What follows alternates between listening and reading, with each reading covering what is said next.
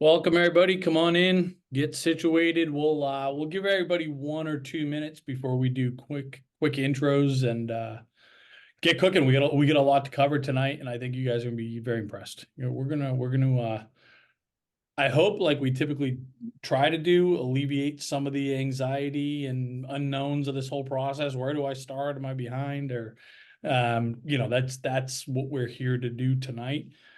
Um if you would, to get us cooking, just to get some chatter going, just throw in the chat the grade level of your student, your kid. Let us know what the grade level and where you're at in the country. We're always very well represented geographically and oftentimes overseas as well. So if get the participation juices flowing for us. Yeah, appreciate that. Um, and we'll encourage that throughout, right? We know everybody has their questions, and we're going to spend some time tonight doing that. You can put your questions in the Q&A as we're going along tonight, but Stacy and Brian have blocked a chunk of time towards the end of the presentation, specifically just to do some kind of live Q&A with you all. So we won't get to everybody, right? But we'll make sure that you know where to find us after tonight, how to interface with us if you don't get your particular questions answered. So I'm going to do some quick intros. I'm going to talk a little bit about myself and College Aid Pro. Then I'm going to kick it over to Brian and Stacy, and you guys are going to be in great hands. So my name is Matt Carpenter. I'm the founder of College Aid Pro. Pretty wild. I see a bunch of you in class 2025. This will be the 20th class that I've guided through this process, which is pretty amazing to say. 2 decades on the nose. Not too long after I graduated from college, right?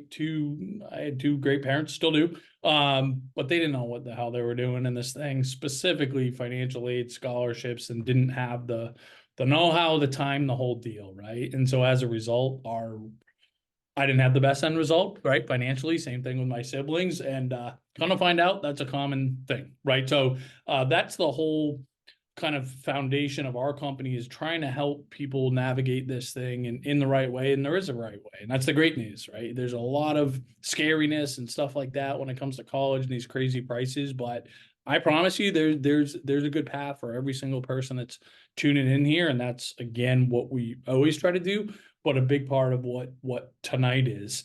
So really quickly, I see that most of you, which is awesome, have already set up your College Aid Pro accounts, and I'm just putting the your free accounts here. I'm putting this in the chat, and just so you know what you're looking at, I would say, again, one of the most popular questions we get is, where do we start? Set up your free account so you know your financial aid eligibility, your scholarship eligibility. What are these colleges you're talking about actually going to cost to you, right? This is a real family, and you can see that these college prices that appear to be completely out of reach is not necessarily the case. This is a Massachusetts resident, and UMass, the state school in our state here, the flagship state school, is going to be more expensive than a $90,000 private college. And this is way more common than one would expect, which to me is just a good kind of showcase of how the black box and the lack of transparency here. So set up your account. We have every scholarship at every college baked into here, every private scholarship in the country. So you're going to get a ton of value, and we want to help you. Just kind of, you're going to learn where to start this admissions piece tonight, but we also want to help you balance that with the financial aid and scholarship piece. The other thing I'll share with you, and I'll talk about in more detail when we jump, but we have a boot camp coming up in 2 weeks and change here, 5 days, that covers every part of this financial aid scholarship admissions process from A to Z. It's unbelievably jam-packed. I'll share the details here. We will cap it. It will sell out, and we also will go up in price probably by the end of this week, depending on what numbers we hit. So if it seems like a good fit for you, I recommend that you make that investment tonight. It's $99. Again, I'll share the details at the end here. But you're all here to learn about the admissions process, so I want to make sure that I give the floor to Stacy and to Brian. Now, kind of an exciting, and actually we didn't plan it this way, ironic day for us, in that we have had different partnerships with different admissions companies on the short list of who I think are the best admissions companies in the country, in the world, that because that's not our sweet spot, right? And so we always want to find partners that is their sweet spot. But one of our big themes for this year is We don't want to work with different partners. We want to go all in on who we think is the best. We've done our homework, and that's CollegeAdvisor. That's why they're here. We kind of officially, formally, establish our partnership today. I just ironically, which is kind of strange. Brian actually just brought that to my attention here. But and Brian's a founder, so Brian, we'll talk about himself and CollegeAdvisor in a second here. But if you haven't heard of them, they're unbelievably impressive. You're going to learn that over the next, again, 50 minutes here. And Stacy is very representative of the type of team members and experts that are on CollegeAdvisor. She went to undergrad at Yale. Some of you may have heard of that institution. It's up here where we live in the Northeast. She's been there ever since in various roles. And again, I'll let her talk about it. But she's been on both sides of the fences, so she has such a unique vantage point, I think, and that's what we always like to tap into, right? I guarantee you, I'm going to learn a lot tonight, as I always do with these guys. But Brian, I'll kick it over to you, pal, and I'll go off camera and do the best I can for anybody that has questions that are on my side of the fence. Thank you so much, Matt. As you said, extremely excited here at CollegeAdvisor to have joined forces with CollegeAid Pro. And Stacey and I are excited tonight to walk you through what we like to call starting early to stand out, or building your college admission strategy. I see from the chat that we have a lot of 9th graders, 10th graders, 11th graders, even some seniors on the call. We have parents, we have their students probably watching as well. So we're going to really try to appeal to all audiences on the call today. But we encourage you to reach out with questions, and we'll have a lot of time to go into your questions specifically at the end and throughout the presentation. As Matt said, my name is Brian. I'm the founder and general manager here at CollegeAdvisor.com.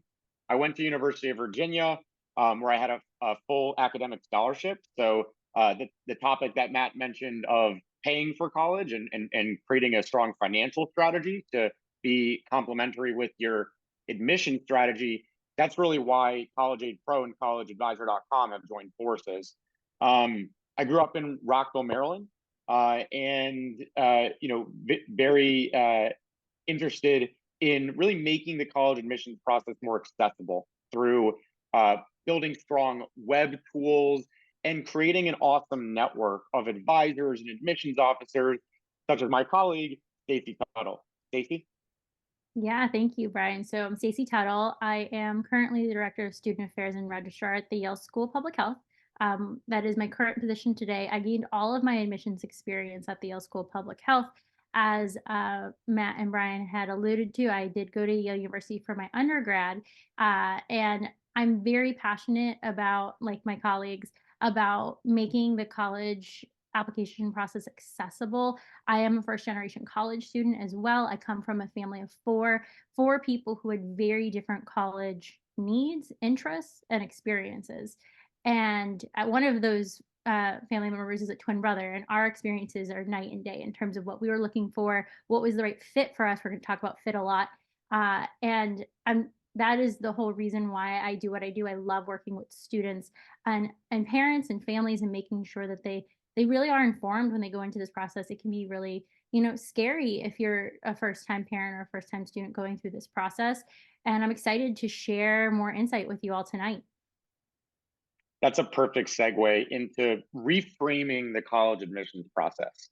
As Stacey said, many of us, especially if the college admissions process isn't something we've gone through yet with an older sibling or ourselves, maybe we went through the admissions process in a different country, but the process in America is very different and has a lot of nuances.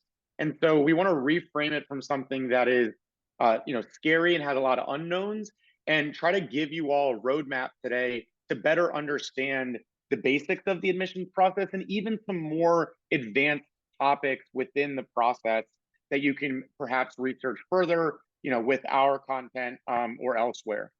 So the other aspect of reframing the admissions process from something frankly anxiety-inducing and big and unknown is to try to frame it as something of a quest of growth and self-reflection, both for your student to go through individually, right? This is going to be one of the most maturity-inducing processes for students that they've probably faced yet in their life, and also for the family, for the relationship between the parents and the student to work on this together, right? Ultimately, you need to be hand in hand through this process. And the other way that we can reframe this process is not think about kind of a one size fits all approach, right? There are ultimately 2,000 plus different colleges and universities, all with different programs at said colleges and universities. And so individually mapping your interests and your passions to specific colleges is going to be an opportunity for you to really stand out at each of those schools. And you can start that early.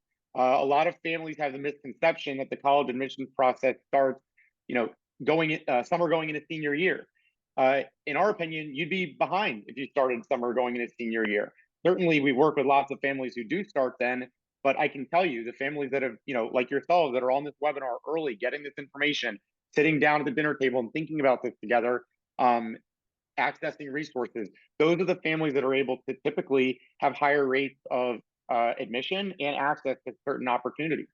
The other reason why it's important to start early is this idea of the holistic admissions process. And you're going to hear us talk a lot about the holistic review process or holistic admissions process today. And this just refers to the system by which admissions officers at most colleges have moved to in order to evaluate applications. Gone are the days, of many decades past where just your grades and your test scores would determine who get in to a certain college. That's not the world that we're in 2024 admissions, or have been for quite some time, frankly. And so we'll talk about how you can define school fit, understand selectivity, and develop your personal brand to stand out to your target schools or programs. So the first thing we want to talk about is fit. There's lots of different reasons why you might be looking at college generally, and there's going to be a ton of different factors that affect which colleges you're interested in. Just to name a few, you might be interested or have a high importance weighed around the community of the school, maybe the academics, the type of majors offered. Speaking of financial strategy earlier, the affordability or the financial plan to be able to attend said school. Is it in-state? Is it out-of-state? Is it close to home? Is it away from home? Is it on campus? Is it a commuter school, right? How selective is the school? The point here is not just to throw a ton of factors out for you, but it's to start giving you a flavor of the diversity of colleges that are out there. And you need to start to think about what are your interests, what factors matter more to you than others, and really kind of construct a mix. Certain factors are going to have a high importance, other factors are going to have a low importance. And weighing those things as a family and having that conversation early is really important to be able to start developing what are going to be the things that I search on, right? There's lots of ways to search for colleges online. One way to do it is in the CollegeAdvisor portal, just as you can search for colleges within CollegeAid Pro. CollegeAdvisor makes it really easy to use a variety of different filters, from location to the majors that are offered to the acceptance rates. And then you can get live results to look into deeper and compare and click on a given page, maybe watch a video about the school, maybe check on how many essays it requires, or get a flavor for kind of what the school is prioritizing in their essays. You can also look at different information about the school demographically, tuition information, and even watch some tours from within the school. Okay, so Stacey, can you talk a little bit about what we mean when we say best fit and why it's important to have, a mixture of schools on one college list? Absolutely. It's actually one of my favorite topics to talk about.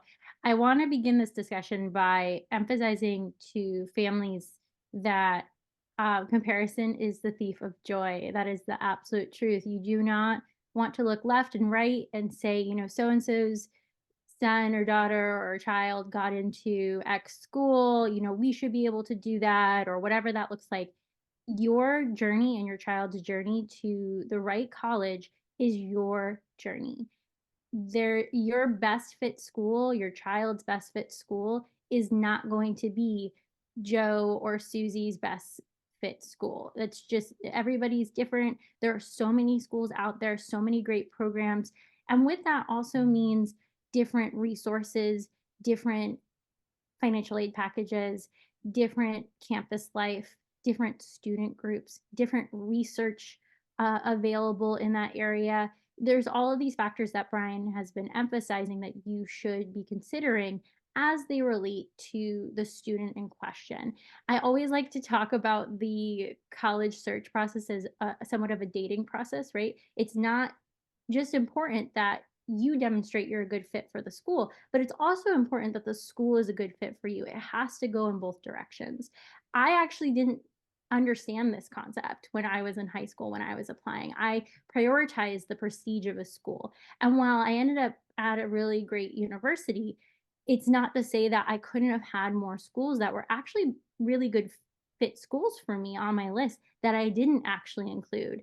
At the time, I prioritized things like location because I really wanted to be close to my family. And again, I was really looking at, top tier programs. But things that I didn't consider, what types of programs academically were being offered at these schools. Did they actually offer? Because yes, it's possible that you can get to a school and they don't actually offer the program that you want to pursue or study. And so doing that research is so, so important. I want to talk a little bit about what a balanced list looks like. And so that first bullet, reach target likely schools. You'll hear this balanced school discussion in a variety of ways, but CollegeAdvisor likes to talk about it as reach, target, and likely. So reach schools are schools where their admissions rates are typically 25% or below. And regardless of the caliber of the student's profile, academically, extracurricularly, that school is going to be most likely a reach for them because they are so selective and they're receiving such a high volume of academically excellent candidates that they really do have to make their decisions around things like community fit, and less so about that academic profile or how excellent the student is. It really is about who they're looking to form to fit into their community, to fit into that campus life that year, and less so about can this student handle our academics? Can this student actually fit into our program? Do their interests match what we have to offer for them? They have the luxury of being extremely selective because of the high volume of qualified candidates that are applying to their schools. So those are reach schools. You've probably heard of the students who apply to all reach schools. That takes a lot of time, and something that, people might not realize it could take a lot of money. There are application fees associated with these different schools, and you do want to make sure you're spreading out, where you're applying to school in order to ensure that you are likely going to get into a program that meets your needs, and has an admissions rate where it's very possible that you will get into the school. So let's talk about target and likely. Target schools are schools where the admissions rate typically falls somewhere between 25% to 75%. And so it's in that middle category. And the student's applicant profile matches the average profile of the student admitted to that school. What do I mean by that? Most schools will publish their average GPAs or average test scores of students that are admitted in the last application cycle. And so you can easily find that information online. And in fact, CollegeAdvisor, using our college search tool, you can find that information as well. Using that information, you can gauge for you or your student, do I fit into that average range of schoolers or average GPA? That helps you to understand if your applicant profile is actually similar or matching the target range schools in question. And so these are schools that you're very likely going to get into because your applicant profile matches the average applicant, and their admissions rates are a little higher. Likely schools are schools that typically have an admissions rate of 75% or higher. And so it is very likely you'll get into the school. Your applicant profile exceeds what their average applicant profile of admitted students would look like. And so again, very, very likely to get into the school. It's important to have a balanced list because you do want to ensure that your child is getting into a college program that is of interest to them. And I say this, this is something that my college advising teams always echo.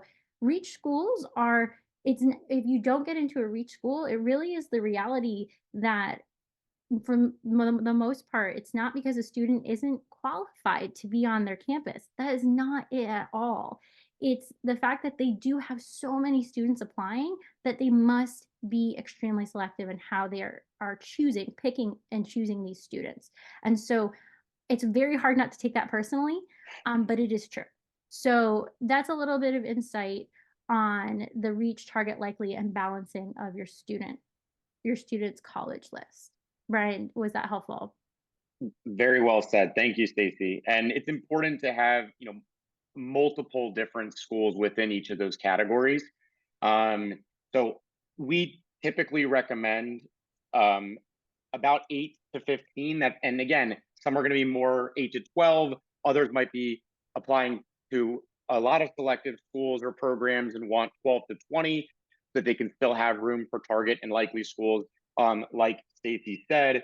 And if you're in, say, 9th or 10th grade, it's not necessarily about developing your ultimate list initially, but starting to do the research, save some matches, and start constructing a list that's maybe double that size in terms of interested candidates you can start following up with and whittling down as you get closer to applying in fall of senior year.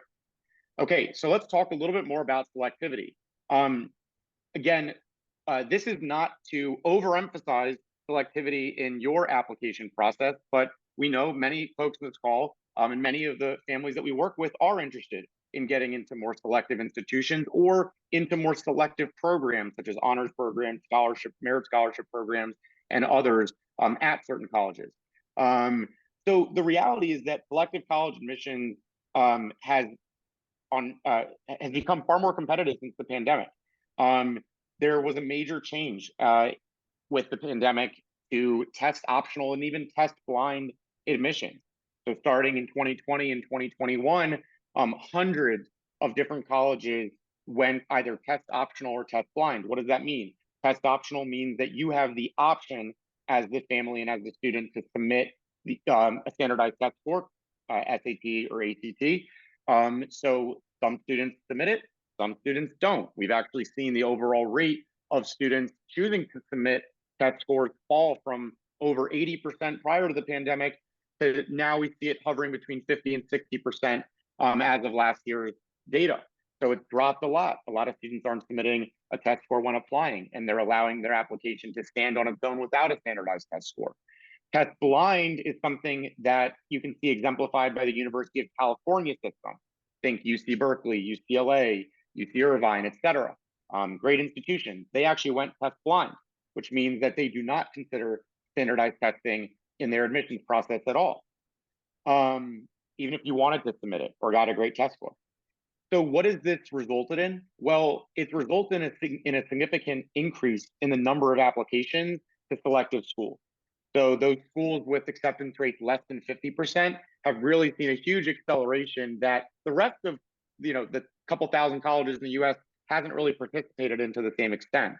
And the reason why is because a lot of students who may not have been the strongest test taker or who may have had a test result that was not at the same caliber as the rest of their application perhaps, they now can apply to those schools confidently and not be penalized for having a lower test score than the typical admitted applicant. Well, what happens when you increase the number of applications, but it's the same number of classroom seats and dorm room beds? The acceptance rate falls. And admissions officers also have less time on the front end to review each application. That's just the reality. They're not going to double the size of their staff. And so the cut has gotten even more competitive. And as Stacy said, especially with schools that are under that 20 to 25% level, so we're talking about say the top 50 institutions in the country, even maybe top 25, those colleges, you may have been a great fit, you may have met the typical profile of an admitted applicant, but not get admitted. It's simply because of the law of large numbers in terms of the number of applications to the school. how do you stand out with selective colleges and programs then? One nugget of information we want to leave you with tonight is really focusing on demonstrated interest. So how can you showcase or broadcast to that school, to those admissions officers, that you have a strong interest in that school, and even more importantly, or differently said, that you would choose that school or program over perhaps their competitors or peers or other schools that they know are, also potentially going to give you a acceptance letter, right?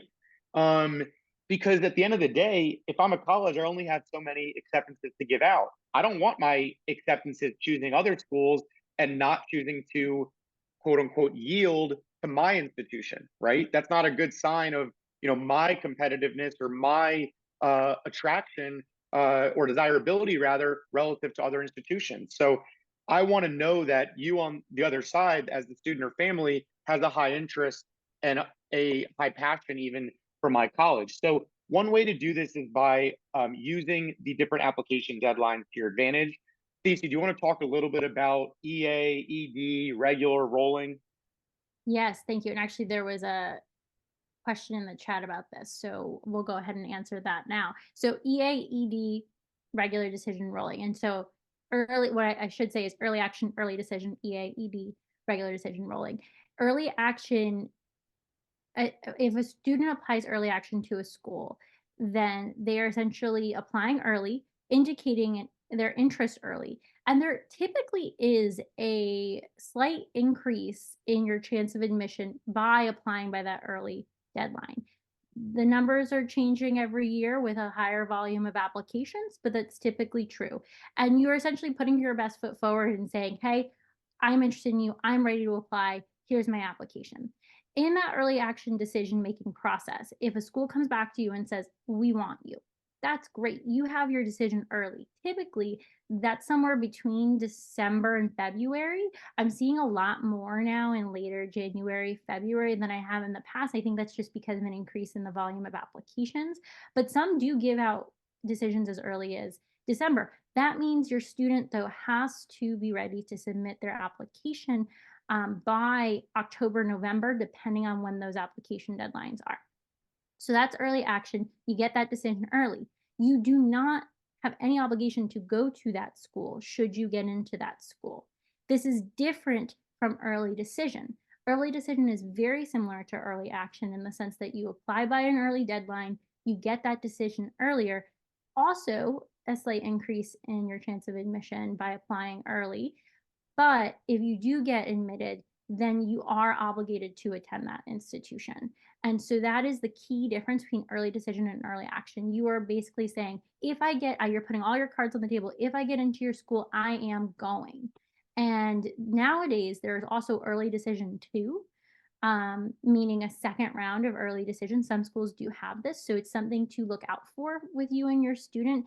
If your student or you apply early action or early decision to certain schools and you're not getting into some of these schools, you might want to consider applying early decision to a different school, because now your obligation to maybe another early decision school has been released, and now you can consider applying early decision to a different institution.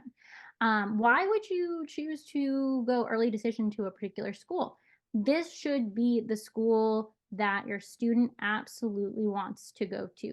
They have gone on tours, they've looked at their curriculum. That is their dream school. That is their top school. That is the scenario in which your student should apply early decision. I have some students who kind of waver back and forth, should I apply early decision, should I not? If you're wavering, the answer is probably that you should not apply early decision, because this is a big decision. You need to know early, without having any of the information from other schools' acceptances on the table most of the time, that you do want to go to this institution. So if your student does not get an early action, early decision to a particular school, if they do apply early, sometimes that results in a deferral to regular decision. Alternatively, if your student does not apply early action or early decision, they're also going to be applying in the regular decision pool. And the regular decision deadlines tend to be later. What I'm typically seeing is early January to mid-January. Some have even later deadlines. that's great. It gives your student more time to prepare. I think that is the right fit for a lot of students who need that additional time to build up and prepare their applications. I do think there's an extreme disadvantage to students who feel like they want to pull that trigger early and submit their applications early, potentially without appropriate review of those applications. So really have that conversation with your student to understand what timeline makes sense for them, given all of their other obligations and their academic requirements in the fall of their senior year. And then finally, there's rolling option. So rolling is essentially you can apply at any point between a certain date and a certain date, and they also release application decisions on a rolling basis as well. So if you apply earlier, you tend to learn about that decision earlier. There's some schools where you can apply in September, and I had students find out in September. So, really ask the institutions that you're looking at, or look to their FAQ pages to determine which options are available and therefore which option is the best for your student. The best way I would advise doing this is by making a spreadsheet. I find that to be extremely helpful so that you can weigh out all the options and really understand what those deadlines are and prepare for them accordingly. I also, Brian, I'm not sure if you wanted me to talk about the curating your essays for each individual program. Did you want to touch on that? Yeah, I think just a couple points on this. So you can certainly use application deadlines to your advantage. And as Stacey said, applying early, typically you'll see a bit of a higher acceptance rate if you do. That's not always the case, and it differs per college and each year. But the other way to really stand out to colleges and demonstrate your interest to them that, hey, I want to go here, I have a high interest in going here, is tailoring your application essays and your overall application for that specific college or program. So this may sound obvious, but a lot of families don't know that there's going to be different essays for each school. We can talk about that in our next slide when we talk about essays more in depth, but this is a unique way that you can showcase specific traits, specific extracurricular experiences that you think might match the character and values or the mission statements of those particular colleges. Certain schools are looking for students to demonstrate interdisciplinary interests. Other schools might really emphasize innovation or being a global citizen. And so tailoring your essays to the flavor of each college, but also doing the research like we talked about on the slide before, on our platform, on CollegeAid platforms and others, going on tours, watching videos online, talking to current or former students. You can do that on our platform as well. That will give you a better understanding of what are some of the things that school emphasizes in their admissions process. And you want to leave the admissions officer feeling like you didn't just do your homework, but you actually are a student that is going to be able to thrive in that environment and at that school. So we want to get to Q&A here, so we're going to move just a little bit faster and talk about personal branding and then essays, and then I promise we'll get to Q&A here in a few minutes. So personal brand just refers to your narrative, right? This is going to be the way that the through line that creates a cohesive application for you when applying. Ultimately, when you apply, there's going to be a whole bunch of documents and essays and recommendation letters, many other things that an admissions officer is going to be reviewing. The last thing you want is for it to feel like that, like a whole bunch of different things that are disjointed and disconnected. That isn't clear to an admissions officer why I would admit that student. I don't know as an admissions officer what what goal am I fulfilling or what am I accomplishing for my class. I don't necessarily know what they're going to contribute to my school or if they'll be successful at my school. By contrast, if you have a strong personal brand, you create a through line that connects your essays with your academic profile, with your extracurriculars, with your teacher recommendation letters, and so on. And it becomes clear why I would admit you and use one of my precious acceptances on you relative to other students who might have, similar grade test scores or other variables. So one big aspect of your personal brand is going to be an intended major. Now, you don't have to necessarily declare a major when applying to college. Most students will. And if you aren't going to be declaring a major for college, you should still definitely make sure you're at least thinking about a couple in mind. The other big way to craft your personal brand is through your extracurriculars. These are really important in the U.S. admissions process, more so than other types of admissions processes for schools abroad. We care a lot about how students spend their time out of the classroom as much as we do in the classroom. Maybe not as much, but close to as much as in the classroom. One takeaway from tonight is if you're in 9th and 10th grade, really start focusing early on breadth. That means giving yourself the opportunity to try different things and see what your student or what you like, don't like, where you find community, maybe where you find a mentor, their student mentor, a teacher mentor who is willing to take you under your wing, where there's leadership opportunities available. You can really just start to scope things out and give yourself some different opportunities to try. As you get later into your high school career, it becomes less important about having umpteen different activities on your list and more important to really create depth within your extracurriculars. That means things like leadership. That means potential awards or achievements. That means length of time that you're spending on the activity, each week or each month, but also the number of years that you're involved, right? So allowing yourself to kind of go deeper on a few opportunities is going to be something that you really want to do as you hit later 10th, 11th, and 12th grade. And it's also going to set yourself up for some of those leadership opportunities and areas where you can make a big impact.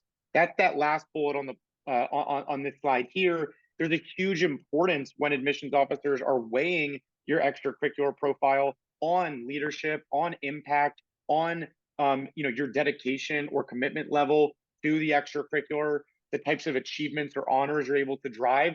Those things are going to stand out or quote unquote earn more points relative to not going as deep on that extracurricular. And a big misnomer is that you have to have 10 different items on your application. There is going to be a extracurricular list where you will have a room for a number of different extracurriculars, but you don't have to have 10 activities to be a successful college applicant. And in fact, spreading yourself too thin across too many may not be as successful as finding a spikier application. You can say in the industry, these spikes, which means having really deep interest in 1, 2, maybe 3 different areas and a cohesive application. Stacey, do you want to talk a little bit about how students can also use internships, passion projects, and summer programs to their advantage? Yeah, absolutely. And that's a great segue to a question that I was just about to answer in the chat. Brian, it's like, so in the summer, you have the unique opportunity where you don't have as many academic obligations, you don't have the same extracurricular obligations as during the school year. And so it is this really great time period where you can further explore what you're passionate about. This could mean volunteering in a hospital or a local organization for more hours than you would during a typical academic year. This might mean shadowing at local hospitals or physicians or researchers during hours that you typically wouldn't be able to do those shadowing hours. And this could also mean that you can dedicate your time to a project that you would not have otherwise been able to dedicate your time to. So for example, I had a student who was really interested in making public speaking seminars and information relevant to her community available through her local library. And so she put together a proposal for a public speaking session, and she gave that public speaking session at her local library. It was really well received. She offered a number of them each week. She would not have been able to do that during the normal academic year. That was an example where she was a self-starter, where she emphasized her leadership, and she had an impact on her community. And that was really gratifying and satisfying for her. And so that was a really useful passion project. Another way you should consider spending your summer is informing your interest in certain major areas. So for example, I always go back to pre-med because I have a lot of pre-med students who I advise. They might not know what area of medicine they're interested in yet. So use that opportunity to shadow different positions. It's just as important in the summertime, if you have time, to learn about what you don't want to do in addition to what you do want to do. I know that seems so counterintuitive, but it's so important. And I also want to mention you will have as Brian talked about earlier, an opportunity to list your activities on your applications. Do avoid activity collecting. You will not be able to list 20 activities necessarily across every application, although some are they give a little bit more wiggle room than others. But for the most part, you should be focusing on the things that are most of interest to you and that will further your academic and career goals. If you're doing it just for the sake of doing it, that's not a good reason to pursue that activity. Excellent way to leave it off. All right, the last area that we want to talk about in the holistic admissions process is a component that's actually gotten more important alongside the trend that we talked about earlier since the pandemic of test optionality. What happens when not as many students are submitting their standardized test score? Well, admissions officers are going to use the things that they do have, your academic records, your essays, both supplemental and your Common App and Coalition App personal statements. We'll talk about that in a sec. They're going to use those components they do have from your application in even greater detail, right? So essays have become even more important with the decrease in importance of standardized testing over the last few years. There's multiple types of essays in the application process. The first and major one you should know is typically referred to as a personal statement. That's usually a longer 500 to 650 word, depending on the system, application essay that's going to typically be submitted to multiple different colleges. The two main systems or largest systems in the US are called the Common App and the Coalition App. And a lot of colleges will offer both. Some schools may only use one. Few schools might use their own application system and won't be on the Common or Coalition App. Let's hope that's not the school you're applying to, but they exist. The Common or Coalition App personal statement is going to be submitted to multiple different colleges that you apply to. And the Common and Coalition App have a few other components that we've referenced on the call, like the extracurricular list, like an honors and awards section, and a few other components as well. The second type of essay is typically referred to as a supplemental essay or a school-specific essay. Those, as the term says, are specific to the institution or program to which you're applying. Certain schools might have multiple short essays. Others might have a few longer supplemental essays. The important difference is that most of the time, a school-specific essay is going to have a question very specific to that school. And so you cannot reuse that essay across multiple different colleges. It has to be tailored to that school or that program, as we talked about earlier on the webinar. What does this result in? It results in a lot of writing. And honestly, most families and students underestimate how much writing time is required to apply to the list of schools that they develop. And frankly, they put it off until fall of senior year, and they get overwhelmed. So we typically recommend starting the writing process. We do with our juniors toward the end of their junior year, and then use the summer and early fall to finish up. And this gives us ample time to do multiple iterations and really create a measured approach to the writing process, and allows us to do the research for school, etc. You should expect about 20 to 30 essays on average in total if you're applying to around 10 colleges. Again, that'll differ based on each school. Bringing it all together, as we talked about tonight, it's really important to be able to assess what kind of school or programs you want to attend. What are the important factors for your family, be it cost, be it location, be it types of programs offered, be it selectivity, that are important to you, and start creating that mix, start having that conversation, see where that leads you. You don't necessarily have to figure out your exact answer. You have time, but it at least gives you a working idea that you can do research from. Additionally, if you think about more selective schools, what makes you competitive? How do you stand out via your personal brand? How can you use the time that you have ahead to start adding different extracurricular or summer opportunities, to start either finding new extracurricular opportunities or going deeper within ones you already do and getting more depth, trying additional classes or challenging yourself with new or more advanced classes in a particular area of interest. These are things that you can do that affect your competitiveness now.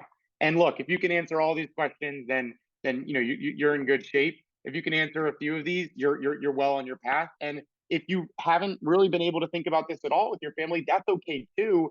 But at least you're here tonight, and you're getting started early, and that's going to give you more time to be able to dive into these different areas. So who are we at CollegeAdvisor.com?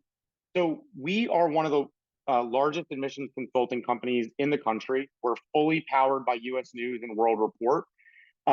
We've gotten over 5,000 acceptances to top 50 colleges and universities over the last 5 admissions classes, using our network of 300 plus admissions experts, advisors, and admissions officers like Stacy, who work directly with your family and your student across the whole admissions process. We are rated online on a third-party customer rating profile called Trustpilot. We have a 4.7 out of 5. 96% of our customers give us either a 4 out of 5 or a 5 out of 5. And we measure our results of getting students into their target reach in likely schools relative to the overall acceptance rate to those colleges. And here's just a few of our results, with acceptance rates to UCLA of nearly 3x the national rate, Vanderbilt 4x the national rate, Johns Hopkins nearly 4x the national rate, Penn and Stanford nearly 3x and 3.6x respectively. And these are all using our data of our thousands of students from the class of 2021 to the class of 2023. Obviously, we don't have our full class of 2024 results yet, but we've already gotten over 21 Ivy acceptances and 269 top 50 acceptances, which are significantly higher than an average acceptance rate for those underlying institutions. Here you can just see a smattering of different logos of schools that we've helped students get into this year alone. On the right side of the screen, we do have our QR code. You can just pull out your phone real quick.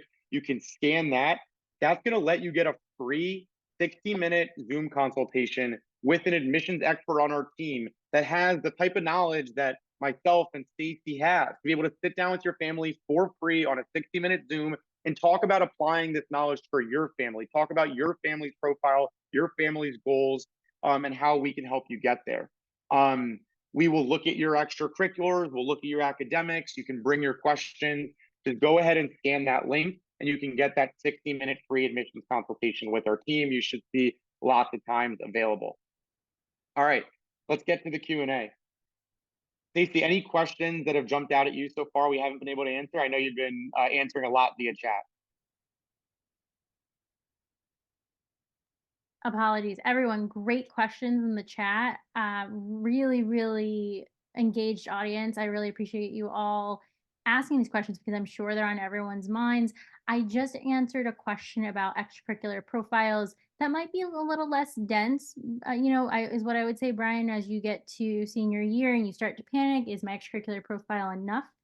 And in that situation, re-emphasizing the holistic application review process, it will be very important for your student to come forward with strong letters of recommendation, strong essays, in order to, if you will, balance out that less engaged extracurricular profile, and also consider leveraging any academic rigor that you might see on your student's profile and emphasize that in alignment with perhaps programs or majors at the school. And so it really is about more heavily emphasizing all of those other parts of the application in light of the perceived weakness that you might see on one part of your application. I also want to mention that as part of the application process, a lot of schools will have an open-ended, tell us more about something you want us to consider in light of circumstances in your past, or things that you feel are important to an admissions officer to understand about you in our review process. If appropriate, definitely leverage that space to explain circumstances that you would not have otherwise been able to explain. So that's the one Awesome. that's at the top there, Brian. I saw a couple questions that are connected. Just one is a simple one that I like, which is what is an admissions company anyway? And the other one is whether the admissions consultation I mentioned or our services are relevant for ninth grade students. So the answer is absolutely yes. We work with students from eighth grade through 12th grade. We also work with students even in college. And an admissions company, what we do is we're admissions counselors that basically help you through the admissions process, right? So we're going to work with your family on your college list, on the essay editing process, even on connecting the dots between what major your student wants, what extracurriculars they should be doing throughout high school. We construct lists of recommendations for our students all the time and guide them toward different opportunities.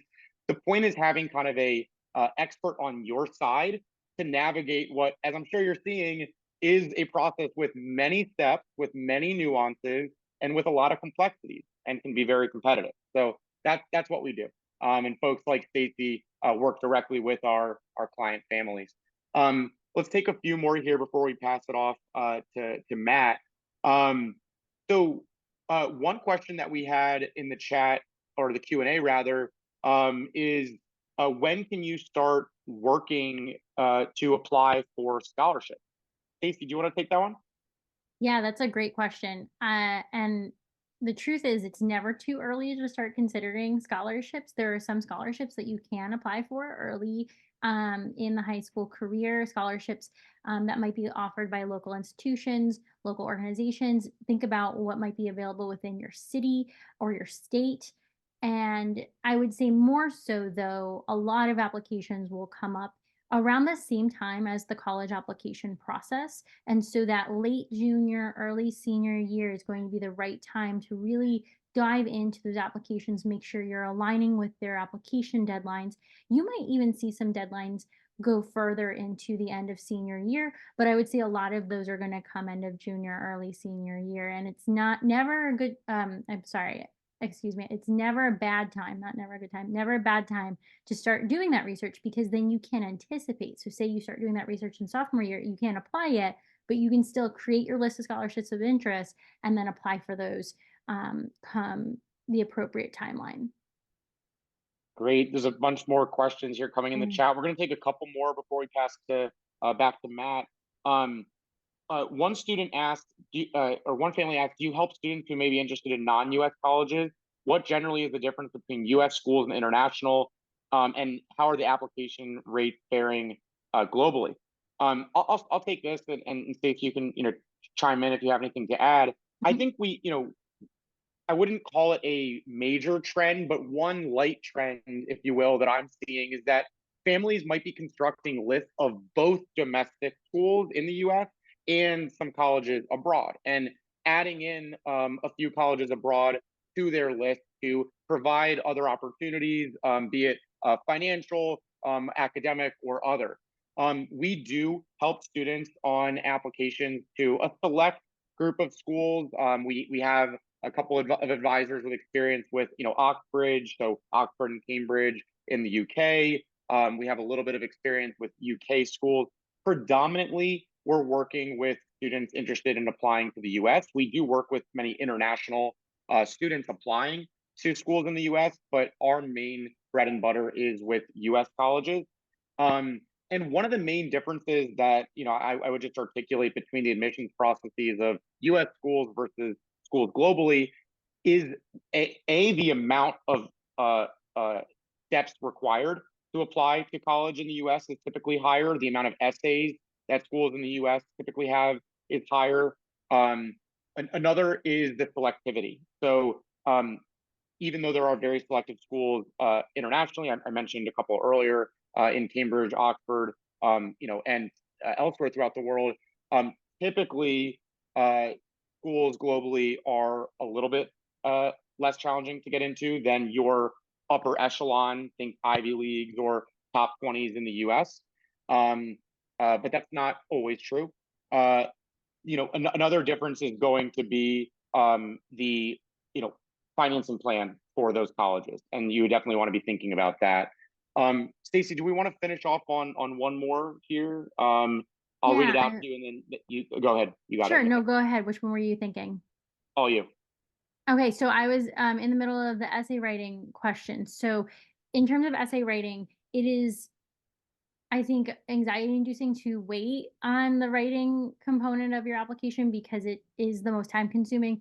But the reality is you really can't start on that process until around 11th grade. I would say spring junior year at the earliest, mainly because you have a lot of really important experiences happening to you between 9th, 10th, and 11th grade leading up to your college application that may make it so that your essay responses would be very different. And then also colleges may actually change their application prompts from year to year. It's not always the case. Most of the time they do stay pretty similar from year to year, and we could usually prepare students for a typical type of question. There's always kind of questions about why this college that you can, prepare research for, and why this major, really start thinking about why a major is important to you. But really junior year is the right time for that. Awesome. Matt, we'll pass it back to you. Yeah, and please, if as questions or keep coming up, feel free to bang away and keep the questions coming, guys. Right? Make sure you take advantage of these guys' time, but stick around for me for 3 minutes. But before I kind of hit on my final point here, just to, I guess, hopefully put an exclamation point on that awesome presentation. I'm sure you guys learned a ton. I can tell you did by all the kind of questions and interaction there. I learned a bunch of new stuff as I always do. But for me, I think the main reason that there's a whole laundry list, but the main reason we decided to pick these guys and kind of go all in them as our partner is basically the data that you guys just saw, right? I mean, you are maximizing your odds of getting into your top choices by working with these guys. It's kind of that simple. And I think when we look at the combination, and this is actually something I stole from you guys, Brian, or somebody on your team, it's like, your students, your kids have worked so hard over these, 14, 15, 16, 17, 18 years to build their house, right? They have done the effort, and you guys have, right, in supporting them to build their house. But this process is so stinking competitive and so nuanced. You have to sell it the right way. You have to package it, and but all the polish and all these kind of unknowns is what can be the difference when these margins are so friggin' razor thin, right? And from our perspective, we look at it like, you got to sell the house and then you got to get a good deal. We got to get a good deal though, right? And it's kind of the same thing of how expensive and nuanced and all of that. So anyways, I don't know if that resonates with any of you, but that's certainly something that has been helpful for me to just kind of like articulate, I guess. So again, what I'm going to do is just make a firm recommendation. I put the link in the chat again. Our boot camp is in 2 weeks. If you're an underclassman, student, parent specifically, I mean, this is largely for parents, but your kids will get a ton out of it too, I promise. And I think it's better if you guys attend together. These are all going to be recorded. We're going to give away $1,000 live on Friday, but to give you a quick kind of sneak preview, on day one, we just talk about understanding where you fit on this financial aid and scholarship spectrum, and then kind of matching the right school and the right price, and how do we start that. Day two, I don't know if you guys have ever heard of Rob Frenick, but he's been on the Today Show 37 times talking about, literally just had his 37th, talking about the SAT and ACT. He's kind of the authority from the Princeton Review in that space, and he's an amazing speaker. And even if you're going test optional, he talks about what that means for you all. So you're going to get a ton of value there. We're going to just go another layer in depth around the essay and how to navigate the Common App itself. And then again, just how do we get discounts, especially if we're not eligible for financial aid, is going to be a lot of the focus on day 4. And then finally, we have an awesome panel on day 5 where we got representatives from Harvard, MIT, the UCs, BU, University of Oklahoma, Denison, and what we're basically doing there is taking kind of the main questions from that week and letting you all answer, ask those questions and get them answered from these representatives at these colleges, in real time. This is being recorded. We're charging $99. Our price will go up, and again, like I said, probably the end of the week, and then we'll cap attendance. We're about halfway there. So don't overthink this one. Get in there tonight for the $99. And if you don't feel like you got your value, your money's worth, I'm being recorded. You will get your money back, and you can cite me specifically here. And with that, I forgot to mention this. You get the premium version of our software. I know most of you have set up the free version already. You get the premium version, which we charge $149 for a year as well. So in top of everything else we're doing that week. So it's going to be an awesome week. Like I said, for me, it's like you know, a great place to get a foundation beyond hopefully what we got jump started on tonight. But Brian, Stacy, that was awesome. You know, loved having you guys on. Excited to do this many times over, and hopefully everybody's like, at least if I'm sitting where you parents are, hopefully you're feeling a little bit like, okay, you know, this is some things are making a little bit more sense to me, and if this is your just first introduction, awesome. You know, you're in the right space. Take advantage of that meeting with you know, with the CollegeAdvisor reps. It's an hour that they give you guys. It's incredibly comprehensive. I've been through those. I know exactly what it entails. There is a ton of value. If that's the extent of your relationship with them or us, you're still going to get a ton of value. But you can learn more and just figure out, hey, do I want to go beyond you know, what I've learned here. So, and the boot camp is the week of, it is the week of here in the Northeast. For a lot of you, it's February break. I know it's not in most other parts of the country, but that's kind of why we've anchored to that week. Again, it's at 12 Eastern time for an hour each day, Monday through Friday. They're all recorded. You'll get all the sessions, all the collateral that comes with it. So even if you can't attend live, you're still going to get a ton of value, but it's better if you can be there for at least some of it. But yeah, 2 weeks from now, don't overthink that one, guys. You'll be happy that you signed up. But Brian, Stacy, any parting words, or just want to say goodnight? Thank you so much for having us. We're really looking forward to meeting with a lot of the families on follow-up consultations and diving in deeper for your family. And thanks again, Matt, for kicking off an awesome partnership between CollegeAid Pro and CollegeAdvisor. 100%. Good night, guys. Good night, everybody. Good Take care. night.